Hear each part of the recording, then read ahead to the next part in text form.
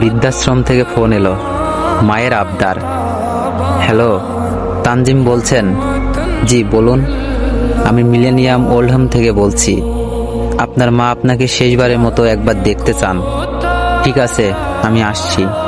তানজিম গিয়ে দেখলো মা একদম শেষ অবস্থায়। 2-1 দিনও বাঁচবে কিনা সন্দেহ। আস্তে আস্তে গিয়ে শিওরের কাছে চেয়ার টেনে বসলো। জানতে চাইলো, মা আমাকে ডেকেছো? জি, আমার একটা শেষ ইচ্ছা ছিল। কি ইচ্ছা মা? এই বৃদ্ধাশ্রমটা তো গরিবদের জন্য। সেবা যত্নের মান এতটা ভালো নাই। কেবিনগুলো বাতি পাখাও ঠিক থাকে না। আমার কেবিনেও কোনো পাখা নেই।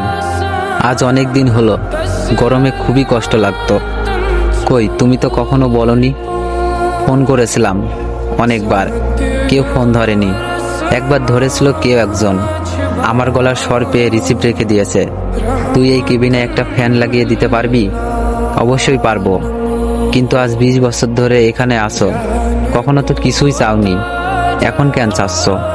আমি হিসাব করে দেখলাম, তুই কয়দিন পরই রিটায়ার্ড করবি। তুই বৃদ্ধা হলে তোকেও তো তোর সন্তানরা এখানেই এনে রাখবে। আমি না হয় কষ্ট করে গরম সহ্য করে থেকেছি, কিন্তু তুই তো গরম একদম সহ্য করতে পারিস না। তুই কিভাবে থাকবি?